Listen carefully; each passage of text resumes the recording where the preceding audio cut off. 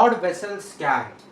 Blood vessels are the tube like muscular structure to carry blood throughout the body. Okay, tube like muscular structures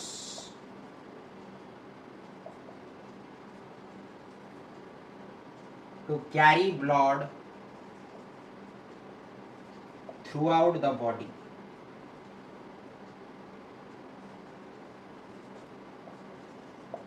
ये है blood vessel का definition. Blood vessel हमारा 3 प्रकार के होते हैं. पहला है आर्टेरीज, दूसरा है वेन्स, तीसरा है कैपिलरीज.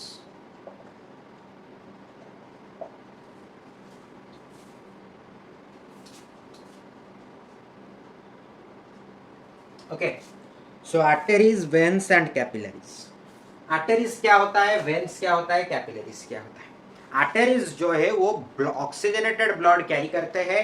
आरोटा से जॉइंट होता है आर्टरी का, आरोटा से आर्टरी जॉइन होता है. और आर्टरी क्या हो, मतलब हार्ट से जो है ब्लड लेके डिफरेंट बॉडी पार्ट्स तक, ऑक्सीजनेटेड ब्लड लेके डिफरेंट बॉडी पार्ट्स तक रीच करता है. तो ऑक्सीजनेटेड ब्लड वेस्ट ना हो, और ऑक्सीजनेटेड ब्लड जो है वो हाई प्रेशर में जाता है, क्योंकि हार्ट जो है उसे पंप किया है, तो वो एक प्रेशर में जाता है. तो वो क्या प्रेशर में जाता है? वो है ब्लड प्रेशर. ब्लड प्रेशर क्या है?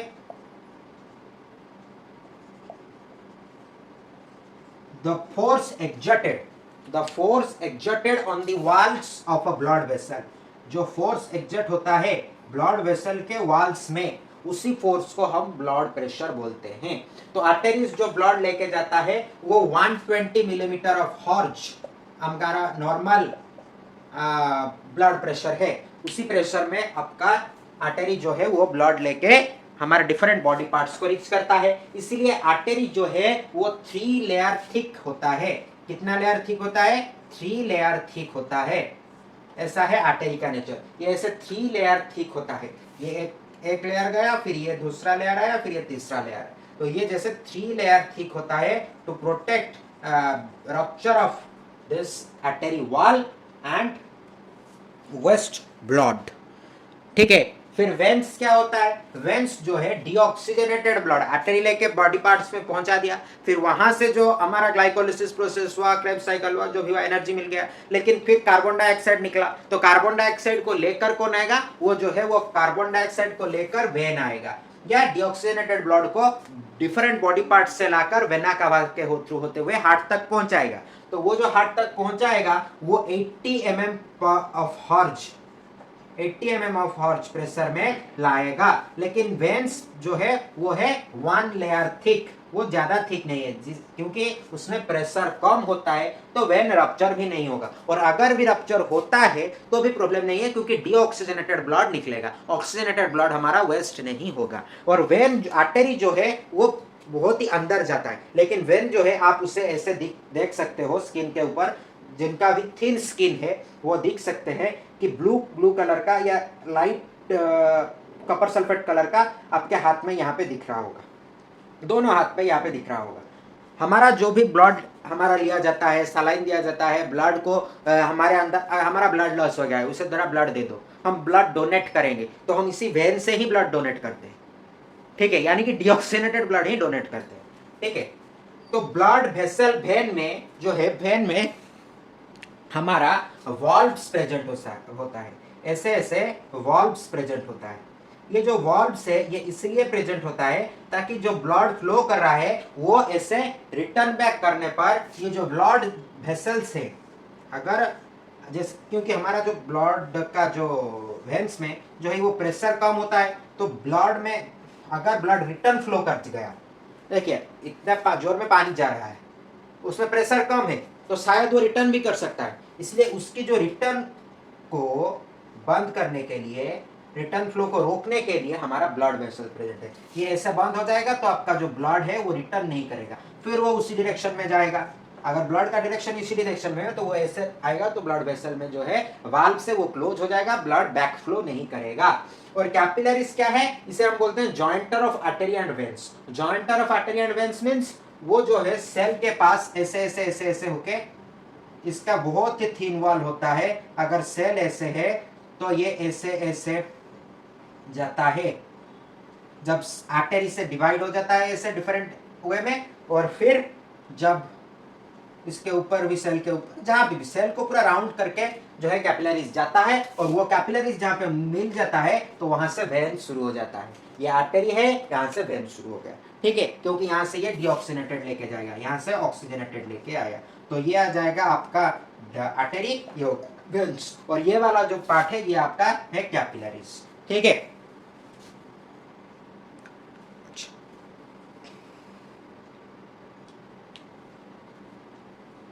तो अभी हम पॉइंट्स लिख लेंगे, नोट्स कर लेंगे, ठीक है। तो पहला जो है हम आर्टरीज का लिखेंगे। आर्टरीज का फर्स्ट पॉइंट क्या है?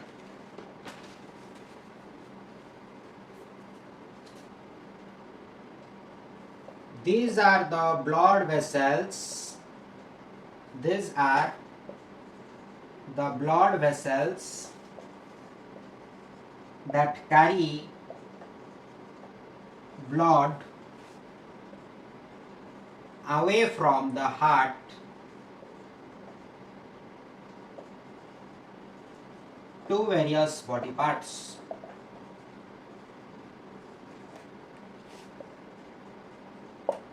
सेकेंड पॉइंट आपका क्या आ जाएगा? They carry blood with high pressure, bracket में लिख सकते हो 120 millimeter of Hz. They carry blood with high pressure, hence they have thick elastic walls.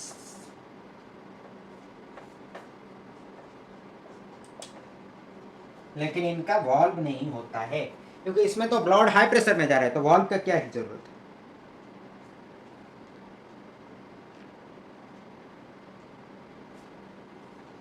ठीक है।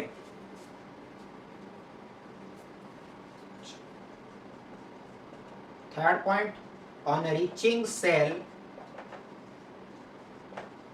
this blood vessel, these arteries divide into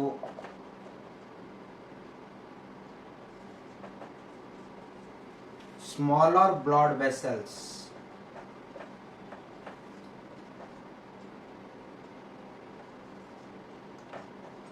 to make blood reach each cells,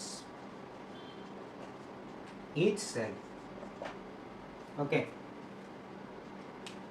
यह आ जाएगा आपका arteries का नोट्स। अभी वेन्स के बारे में, first point, these are the blood vessels that carry blood away from the organs to the heart. Second point, these blood vessels consists of valves instead of thick and elastic valves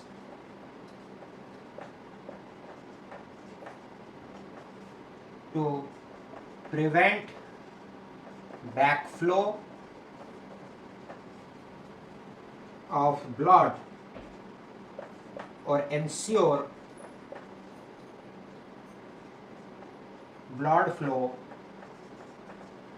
in one direction. Okay. Third point, they carry blood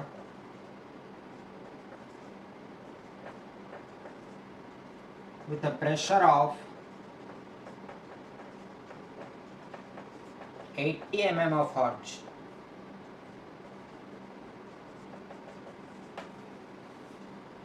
Okay. Capillaries.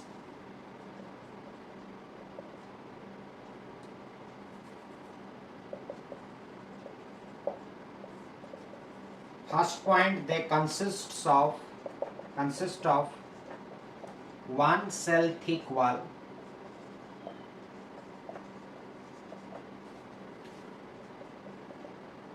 They act as jointer between arteries and veins. With this, we complete our blood vessels. तो हम जानेंगे leaf के बारे में। Leaf क्या है और lymphatic vessel क्या है। लिम्फेटिक वेसल, लिम्फ कुछ नहीं है, ये कलरलेस फ्लूइड है जो कि ट्रांसपोर्ट करता है फैटी एसिड को। जो हमारा कैपिलरीज है ना, वो ऐसे जाया है, तो ये एक सेल है, ये एक सेल है, यहाँ पे और एक सेल आ गया, यहाँ पे और एक सेल आ गया, तो यहाँ पे है जो इंटरसेलुलर प्लेस, ठीक है। इंटरसेलुलर स्पेस में जो है हमारा फैटी एसिड या कुछ भी अगर रह गया है तो उससे लेकर हमारा लिम्फ जो है ब्लड लिम्फेटिक वेसल जो है ब्लड को रीच कराता है। तो यही जो है लिम्फ का काम है। और लिम्फ क्या होता है, लिम्फ में प्रोटीन की मात्रा कम होती है, लिम्फ एक कलरलेस सब्सटेंस होता है, और लिम्फ जो है वो यही fatty acid and fatty acids intercellular spaces से लेकर जाता है, ठीक है। तो यही है हमारा lymph. So what is blood pressure? We will read about blood pressure. The force exerted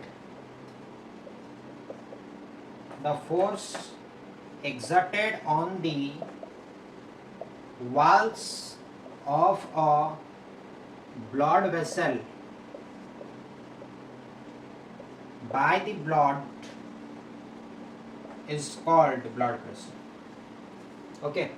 The force exerted on the walls of a blood vessel by the blood. When is this force exerted? When we have a ventricular systole and ventricular diastole. That is, we call it as systolic pressure. One is there systolic pressure, and another one is diastolic pressure. Systolic pressure is when there is ventricular systole, मतलब जब हमारा ventricle ऐसे contract करता है, ठीक है। And this is when ventricular diastole at the time, that is जब अब ये ऐसे रिलैक्स हो जाता है। जब कंट्रैक्ट करता है तो वो है सिस्टोल, जब रिलैक्स हो जाता है तो वो है डायोस्टोल। उसी से ही आया है आपका सिस्टोलिक, सिस्टोल से सिस्टोलिक, डायोस्टोल से डायस्टोलिक। सिस्टोलिक और डायस्टोलिक प्रेशर, सिस्टोलिक प्रेशर जो है वो है 120 mm ऑफ हर्ट्ज, और डायस्टोलिक प्रेशर जो है वो है आपका 80 mm ऑफ हर्ट्ज। तो हमारा नॉर्मल जो ब्लड प्रेशर है, नॉर्मल ब्लड प्रेशर वो कितना है, ये है normal systolic pressure and normal diastolic pressure, ठीक है। तो नॉर्मल ब्लड प्रेशर कितना हुआ, 120/80 mm of hertz, 120 mm of hertz by 80 mm of hertz.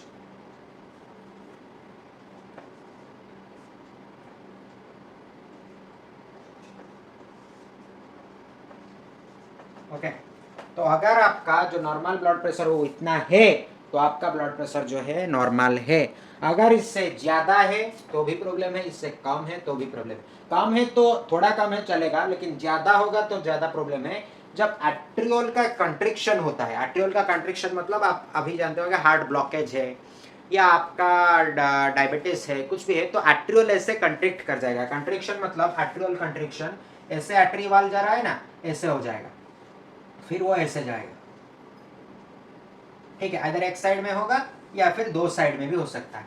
ये जो कंट्रिक्शन हुआ ये किस वजह से हुआ, आपका जो हार्ट ब्लॉकेज होता है किस वजह से होता है, ये आपका फैट डिपॉजिट के वजह से होता है या कोलेस्ट्रॉल डिपॉजिट के वजह से होता है। तो यहाँ पे ये ऐसे डिपॉजिट हो जाएगा, तो जो ब्लड है ये इतने डायरेक्ट वॉल्यूम में जा रहा था वो ऐसे जाएगा, तो ब्लड का प्रेशर क्या है, सरफेस एरिया डिक्रीज करेगा मतलब प्रेशर बढ़ जाएगा, तो प्रेशर बढ़ जाएगा मतलब सॉरी वॉल्यूम डिक्रीज करेगा मतलब प्रेशर बढ़ जाएगा, क्योंकि वो इनवर्सली प्रोपोर्शनल है।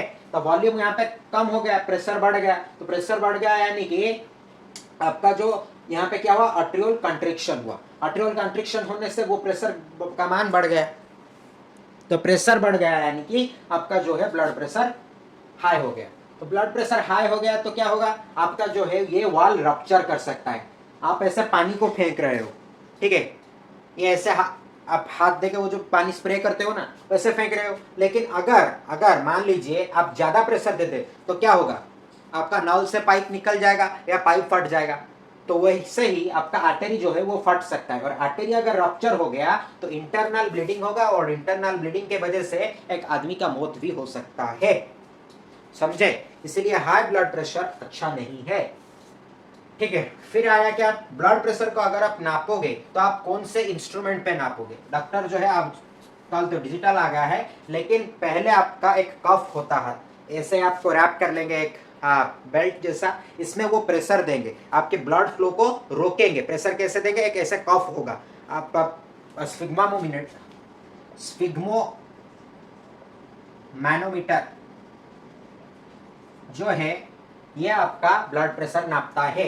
ये 1 मार्क का क्वेश्चन आ सकता है, इंपॉर्टेंट है। स्फिग्मोमैनोमीटर में ऐसे एक कफ होता है, एक कफ जो है वो ऐसे प्रेशर दे देगा, आपका ब्लड फ्लो को रोकने को कोशिश करेगा। उसमें जो है एक मर्क्यूरी का ये रीडिंग होगा, वो रीडिंग जितना हाई दिखाएगा आपका ब्लड प्रेशर उतना है, ठीक है। वैसे स्फिग्मोमैनोमीटर में आपका जो है ब्लड प्रेशर मेजर किया जाता है। अभी लेकिन क्या है, अभी डिजिटल आ गया है, डिजिटल में भी क्या करते हैं वो ऐसे कफ होता है कि नहीं मुझे मालूम नहीं, लेकिन जो आपका डिजिटल नहीं था, जो पुराना वाला था, उसमें ऐसे कफ एक होता था, ऐसे कफ और एक पाइप और एक ये बेल्ट जो कि आपका कनेक्ट होगा ऐसे आपके क्या ओमीटर में, तो वो मीटर में जितना रीडिंग शो करेगा उतना आ जाएगा आपका प्रेशर, ठीक है। तो यही था ब्लड प्रेशर, और आज के लिए इतना ही। ट्रांसपोर्टेशन ऑफ प्लांट्स हमने जान लिया, sorry transportation of in human beings हमने जान लिया। अगले क्लास में हम जानेंगे transportation in plants. Thank you.